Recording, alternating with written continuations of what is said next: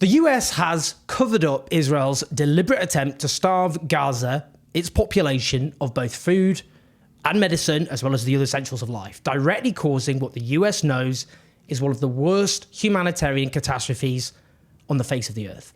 Now, you may have correctly understood this to be the case for a very long time because the evidence is absolutely overwhelming. But Israel's starvation policy, and crucially, the US complicity, the extent of all that was confirmed this week. Now, this is criminal behaviour, literally, on the part of both Israel and its US patrons. Without the complicity and indeed facilitation of the US administration, none of this would be possible. And that should help form the basis for criminal charges and trials, not just of Israeli leaders, but US leaders as well. This may take years, but I am confident, by the way, that one day this will happen. This crime is too big, too grotesque, too shameless.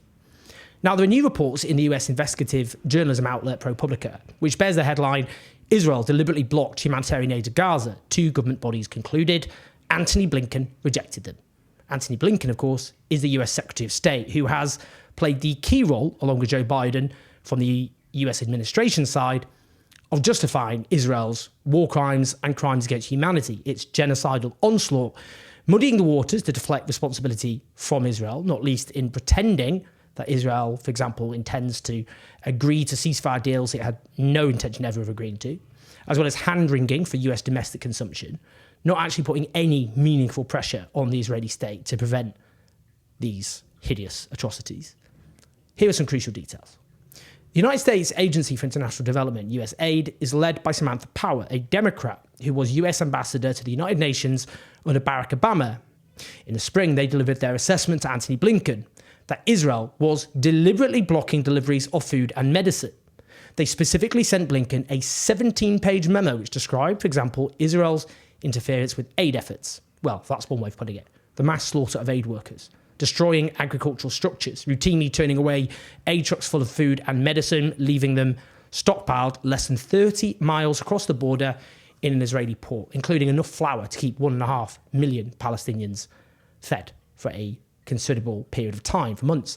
Now, this was also backed up by the head of the State Department's Bureau of Population, Refugees and Migration, who in April determined Israel was blocking humanitarian aid. So therefore, the Foreign Assistance Act should be triggered, which imposes a legal obligation on the US government to block military aid to states, preventing the distribution of US-backed humanitarian aid. So that would have been an astonishing $830 million at the time worth of taxpayer money on weapons and bombs.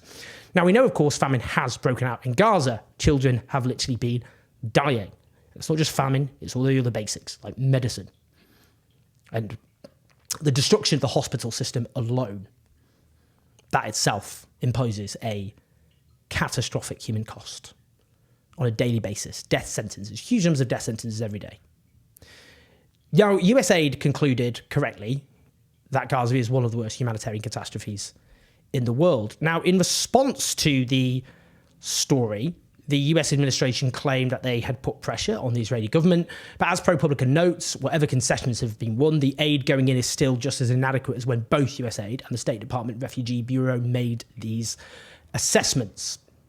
This matters a lot because the law, as I say, of the United States requires the federal government to cease giving weapons to nations which prevent US-backed humanitarian aid from being delivered, and it underlines US complicity in a genocide.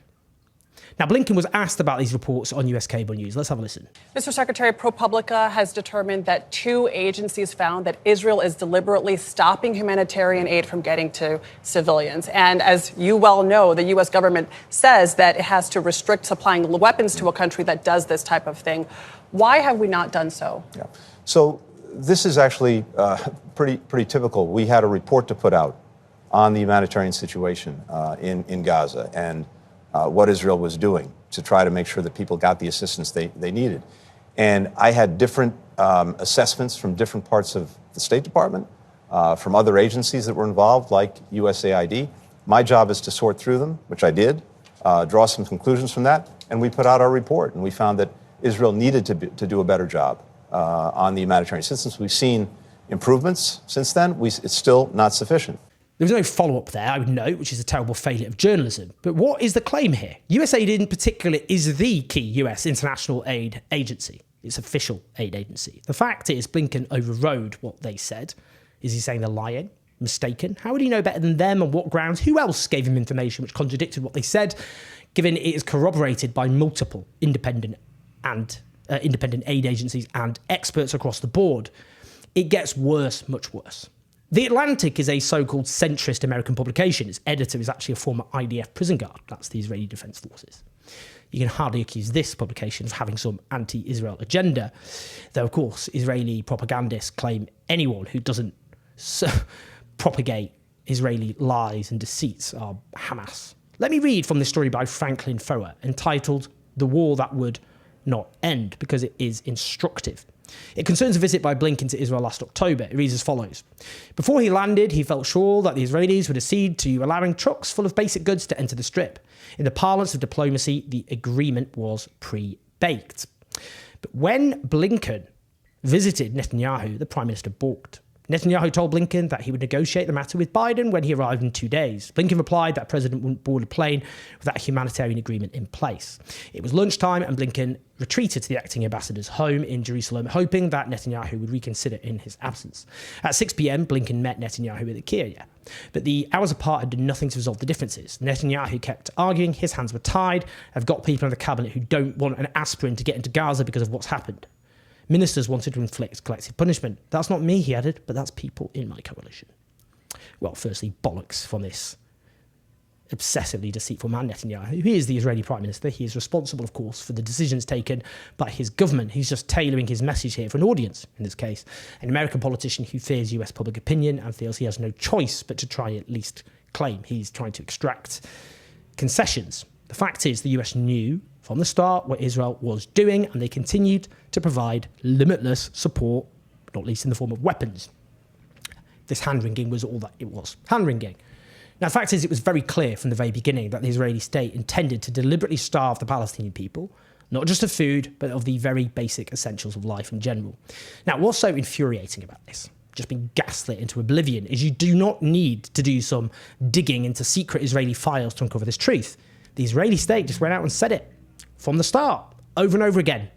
Their intent was open, public, shameless, gratuitous. Let me just quote Yoav Gallant, Defense Minister, on the 9th of October. He declared Israel was imposing a complete siege on Gaza. No electricity, no food, no water, no fuel. Everything is closed. We are fighting human animals and we are acting accordingly. Let me quote on the same day Major General Ghassan Alian, Israeli Army Coordinator of Government Activities in the Territories, COGAT, that is in charge of military operations in the occupied territories. He said Hamas became ISIS and the citizens of Gaza are celebrating instead of being horrified. Human animals are dealt with. Accordingly, Israel has imposed a total blockade in Gaza. No electricity, no water, just damage. You wanted hell. You will get hell. There's no subtlety here, is there?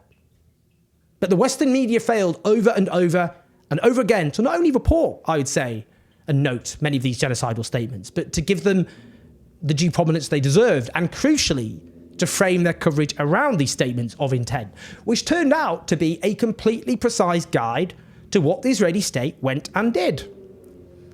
Now, from the very beginning, I noted what Yoav Gallant said. And when he said it, I warned that these were genocidal statements, sentiments. How could I work that out? I'm not running the government of the United States or Britain. Well, I just listened to what he said, actually. Didn't take any specific insight. I just took him literally. I took them literally when they said what they said. I presume they meant what they said. They did. What were my colleagues doing in the Western media? A lot of them not even reporting these comments, not framing the coverage around them. If that had been Russia saying we're going to starve to death, we're going to impose a total siege on the essentials of life of Ukraine, they would frame their coverage around those statements and look at what the Russian state then went and did. That did not happen here. Instead, media outlets kept platforming Israeli denials, which were lies, total lies, and leaving the audience to go, well, who's to know what's really happening? The fog of war, claims, counterclaims, rather than looking at what they said they were going to do and what actually happened. Now, earlier this year, back in May, the International Criminal Court chief prosecutor issued requests for arrest warrants against both Benjamin Netanyahu and his defense minister, Yoav Gallant, focusing above all else on this policy of starvation. Those requests are awaiting the approval of 3 pre-trial judges. Well, I must ask, what are you waiting for? The evidence is clear and decisive, overwhelming, incontrovertible. As well as the other pillars of Israel's genocidal campaign, the Israeli state sought to deprive the Palestinian people in Gaza of the very basics of life. And crucially, we know the US state knows all of that.